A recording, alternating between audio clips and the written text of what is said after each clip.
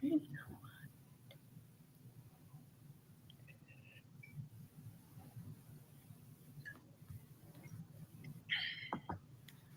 right.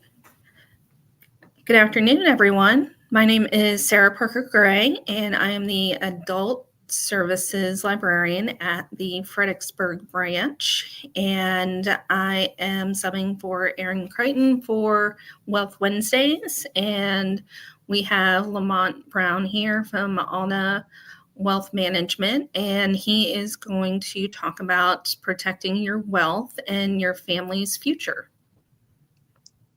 Hi, everyone. Welcome back to another Wealth Wednesday. This is another time we get an opportunity to spend together. So today is a very important topic. I know I've talked about estate plan and all those things in the past, but I really want you to pay attention to today. So I'm going to outline our agenda in the next slide, but then I want you to be aware that at the end of this, there will be a Q&A period. So put your questions in the chat or raise your hand. We'll make sure we get those questions answered. Next slide. So what I'm focused on today is helping you to learn about how to avoid confusion when the stakes are high. That's when things are happening in your life, how to minimize all of those challenges, how to protect your savings from unnecessary taxes, and then how to prevent avoidable mistakes that can cause stress and delay. Estate planning is important, and that's what we're going to focus on today. Next slide. Not long ago, I met this family. They had recently moved into the area, and they were a husband and wife. They were preparing for retirement. They were a few years out. They were still buttoning up their whole estate that was in another state, and they were doing everything. They'd done everything right up to this point. They'd saved, they put away money, and they started buying their dream home, and they'd moved into an area where they could be close to their grandchildren. Everything was in place. They'd done the basics and gotten a will. But what they failed to do was to plan. And so from there, as you know how these stories happen, something unfortunate happened. The wife ended up contracting a terminal illness, and they spent their last few weeks at her bedside signing documents and making sure everything was buttoned up. This is the worst time for you to be focused on these things. We're stressing about getting documents together. You're making sure all these things are taken care of when it could have been avoided.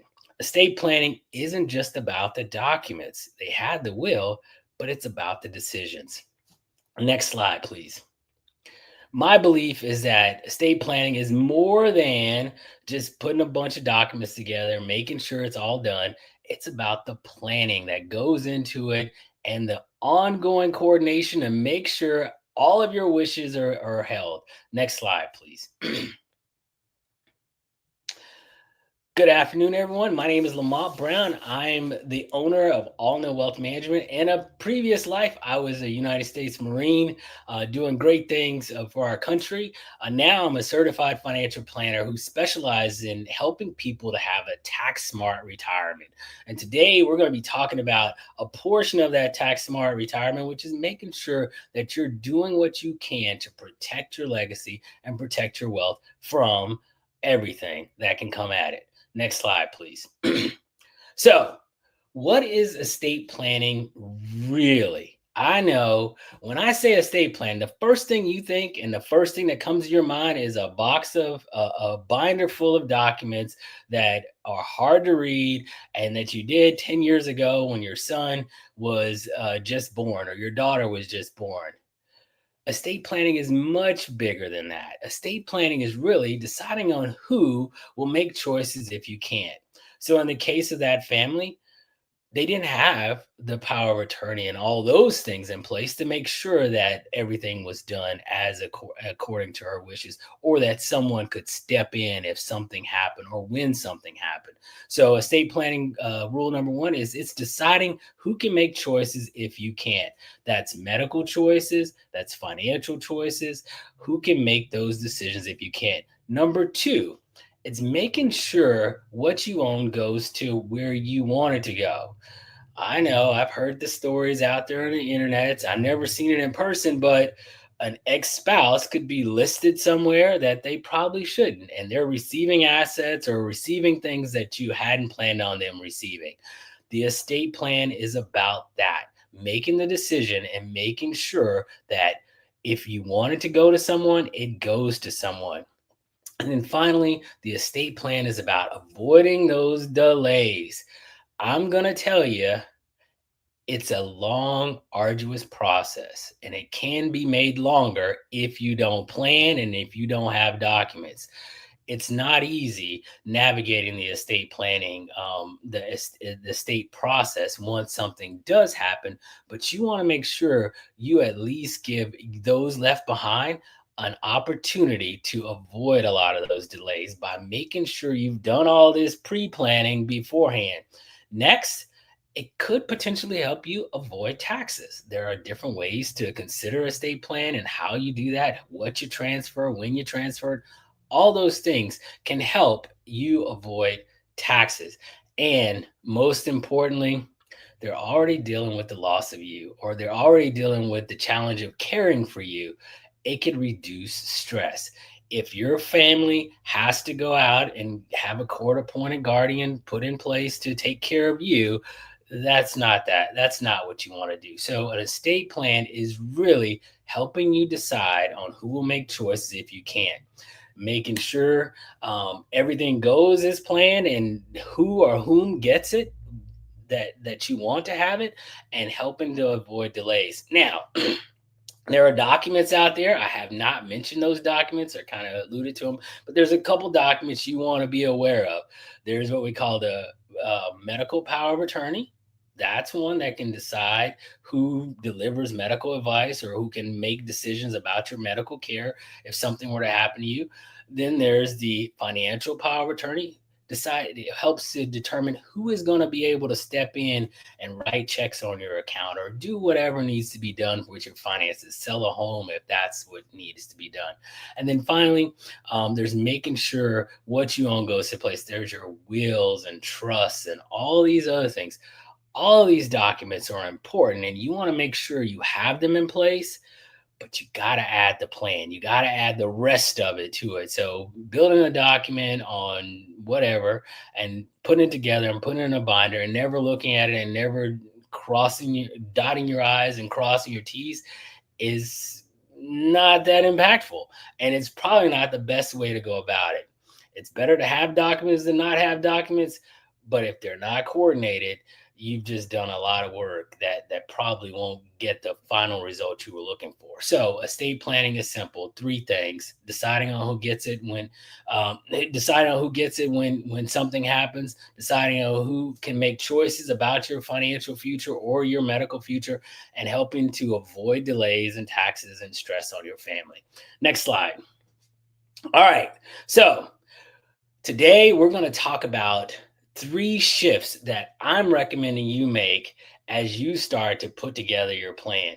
So before you go out and build documents on whatever site you build them on or consult your attorney, I want you to really, really make these 3 shifts and change your mindset on how you're going to go about doing this and how you're going to focus on the parts of estate planning that are going to be the most impactful for you. So next, shift number 1 is focus on control versus chaos. Unfortunately, there's a lot of things that could happen. And you want to make sure that if something happens, that you know who's going to be able to step in and take control of the situation and make sure that you're taken care of. On the left side, that was my previous situation. I had documents everywhere. I didn't know what would happen, and I didn't have control. But after putting everything together, I wanted to make sure that if something happened to me, that my wife and kids would not have to go out and search through old documents and figure out what's going on and where things need to be and what my wishes were. the other parts of this you want to really start to consider is how are you going to, who's going to be able to step in, and who are your trusted people that are going to be able to step in and make sure that everything's taken care of. Who do you trust to make those decisions for you? You want them to have that control and authority to be able to do that. Have you named, who have you named in your, as your backup if something happens and something else needs to be done? Who's going to step in to make that happen? And have you actually signed the documents? I hate to say it, people get through the process and don't sign the documents. That's a problem. But estate planning isn't just for end of life, it's for those moments when you can't take control of your situation. So, shift number one, making sure you're focused on control versus chaos, and understand that estate planning happens before the end happens. So there's a lot of life to be lived before the will and the trust and all those other things are taken, or divvying up your assets. And you want to make sure that you focus on how am I going to control these things if I can't? Who's going to be able to act on my behalf, help me make those decisions in those tough points in my life? That's shift number one. Next, let's go to shift number two. All right. This is a one that's near and dear to my heart, and I see it more than I care to remember it. So taxes erode legacies. This is an ongoing challenge. Most of us see taxes and say, oh, that doesn't apply to me because I'm not in that $13 million range and I don't have to worry about that. But I'm going to tell you, you have to worry about taxes, because taxes can erode all those hard savings, hard fought savings that you've made. Taxes can completely erode that. Case in point, say for instance, you've saved and done everything you're supposed to. You put money in your 401k and saved and saved and saved, and everything went as planned, and you lived a happy long life, and you pass away. Now, that's a good thing that your kid now, and you've put your kids as your beneficiary on your IRA. They receive this IRA, and that's a great thing. They did receive assets that they didn't have beforehand, and now they should be thankful. I get you, but this is where you have to consider now. They're going to be taking distributions from that IRA that could potentially put them in a whole different tax bracket, and the money that you've set aside for them is going to be taxed at a much higher rate because of it's adding on top of their current existing income. So now you could easily see them losing about a third of the money that you set aside for them. So there's a lot of things that you want to consider, and there's a lot of things you could have done in the beginning to make sure that all of that was taken care of beforehand. You want to start to think ahead. What are my lifetime taxes going to look like? And what happens if I leave $1 million 401k to my children? What happens if I leave $1 million Roth IRA? I'm going to tell you, it's two separate things. One is paying taxes, and the other one is enjoying all of the money that you set aside for them. And if you're at that place in your life where you're starting to think about taxes and all of that, you want to look at the whole picture. I know every tax season, everyone breaks out their tax documents, sends them off to their CPA or their accountant, gets their taxes done, comes back, said, this stinks, I don't want to pay anymore. But you really want to start to think about what is the long term on this, and start to set up yourself to where when things do happen, they're not costing you a lot, or they're not costing those who are left behind a lot, because all of that plays into your legacy and your ability to leave what you've actually saved, because you saved those dollars and you want to make sure they go to the people that you want it to go to. So we've done that. So shift number two is focus on tax planning, and it's a lifetime affair, not just each year. You're looking at, what did I do last year? What do I need to change? You're going to look at the whole situation and figure out, is it do I anticipate having money to pass on to my children or to that next generation or to whomever? And what does that money look like? Is there a more tax efficient way for me to do that? Do I anticipate using this money later on in my life? And what's going to be the most tax efficient way for me to do that? So you want to be looking at that whole picture and look over your lifetime, not just that short period of time that we are focused on our taxes. So let's go on to shift number 3. Number 3 is important because I see estate plans that get put in place. Great. I see the binders, I see the dust, and I know no one's opened this thing, right? And the key thing you want to remember here, estate planning, it encompasses a lot. It encompasses your CPA, your financial professional. It encompasses your life insurance, beneficiaries, all of those things. Back one slide. All of those things come into play when you start to think about your estate plan. You want to make sure that not only that you've done the plan, but you've laid out everything and walked through each one of those lines. Okay, my beneficiary says it goes to my children. My life insurance goes to my spouse. All these things, you want to make sure that's coordinated with your trust. You want to make sure that's coordinated with your will. But case in point, every year you should be looking at your beneficiaries and make sure everything is outlined as you wish, because you don't want your ex-spouse to receive money or anything that you didn't want them to receive. I've seen it, and I've seen estates get things that weren't planned that way because everyone said, I've got a will, I'm fine, or I have a trust, I'm fine. You want to make sure that everything is outlined and you have a clear understanding of what's going to happen.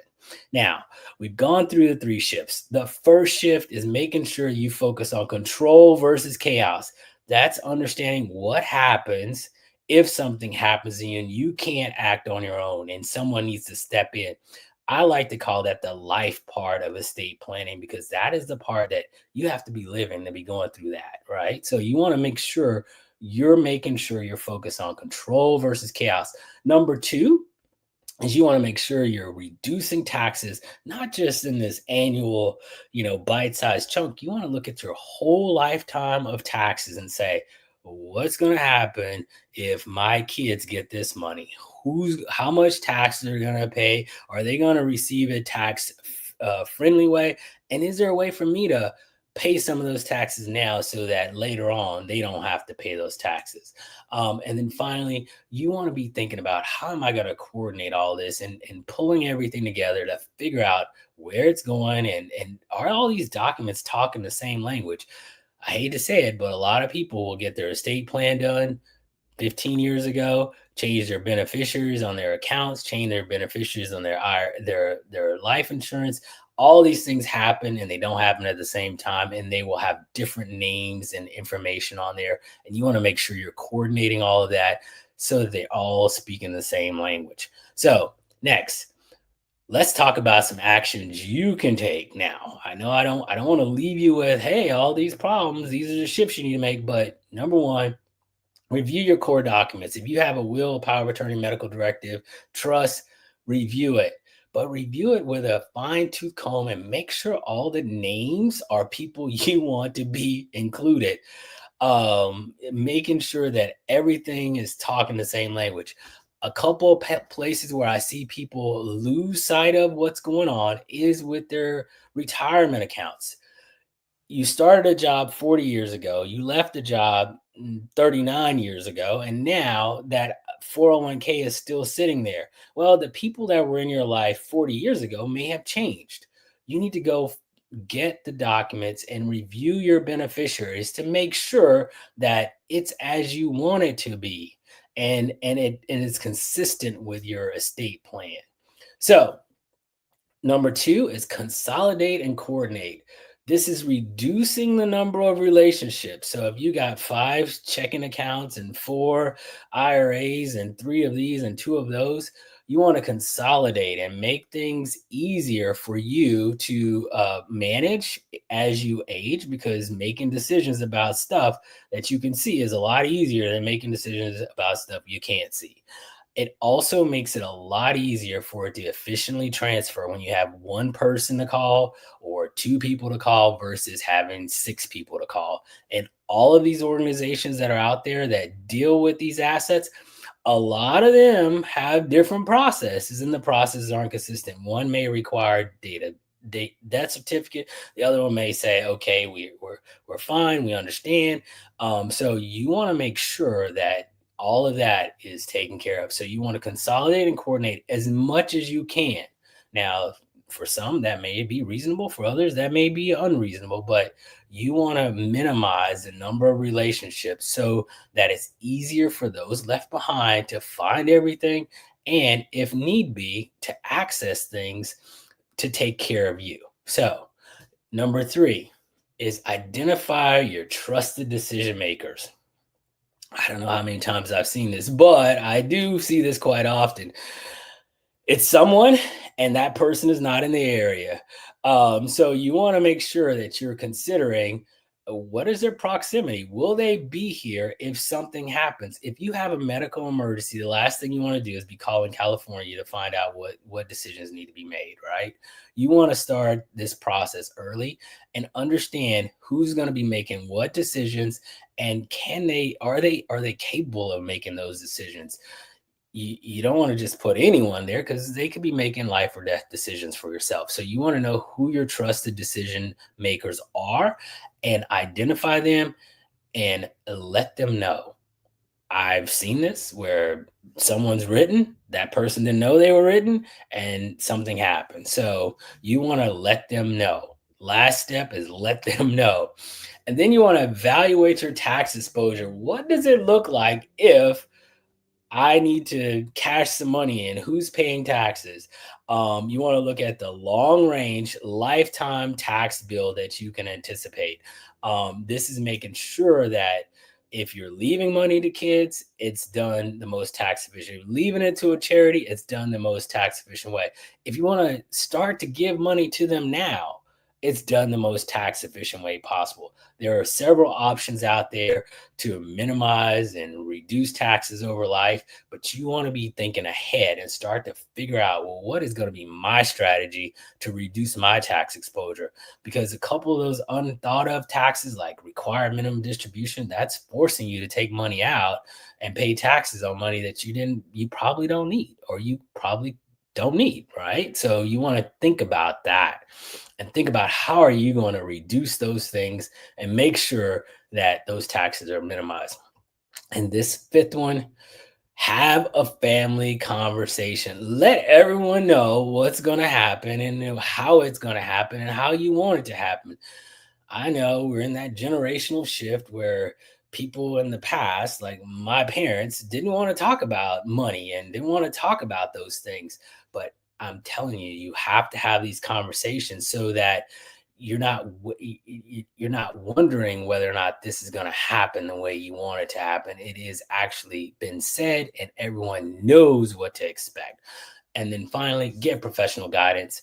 That's an estate attorney, that's a financial planner, that's a CPA. All these people are here to help and make sure that you're put in the right place, but you want to make sure you're asking the right questions and figuring out, what happens if I'm disabled, but and I can't, and I have cognitive decline. Who's going to take care of me, and how are they going to take care of me, and will they have the authority to do that? Right? You want to start asking those questions. Can my spouse call and request money from my account? That is a very valid question, because if that's the money you're going to be using to live on, and you're impaired, there may be a challenge there. So you want to make sure you're asking these questions and getting professional guidance ahead of time. Now, I've hit you with a lot, and I'm going to leave you with a story. Next slide, please. So over the last few years, I've had a client pass away. And we had done everything we could possibly do. We put everything in place. We made sure that all the T's were crossed and the I's were dotted. And she got to her last days and she passed away. And one of the most heartbreaking things, heart-wrenching thing for me was she had told her son to give me a call, and that to me was the biggest a vote of confidence. But when we started actually outlining and looking at everything, everything happened as it was supposed to happen. And we made sure that everything got to the place where it was supposed to go to, and all of the pieces were in place because she done the right thing and made sure that her family was taken care of. Because all throughout our whole relationship, she says, I want to make sure my son is taken care of. All of that happened, and it happened the way she anticipated it happened. So you want to make sure that you're planning ahead and putting all those things in place, and putting in place your team that's going to make sure that you're cared for and everything, and your assets are cared for if something happens. I know most of us don't want to think about it, and we only think about estate planning at the end, but there's a lot of life in estate planning. You want to really address the living part of it and focus on control over a chaos, and make sure that your family's taken care of. Next slide. All right, so here's our period where I'm gonna open up for Q&A. If you have a question, please take time to put it in the chat. If you want some explanation of something I said, but here's my quote: "You worked hard to build something meaningful. Let's make sure it's protected and passed on the right way." I like that. It sums this whole thing up. You want to make sure that everything happens the way you want it to happen, and the government isn't telling you how your kids are going to receive the assets, and you're not worried about if someone doesn't receive assets, and you're not worried about who's going to make those decisions for you if something happens to you. All right. Going once. I'll hold.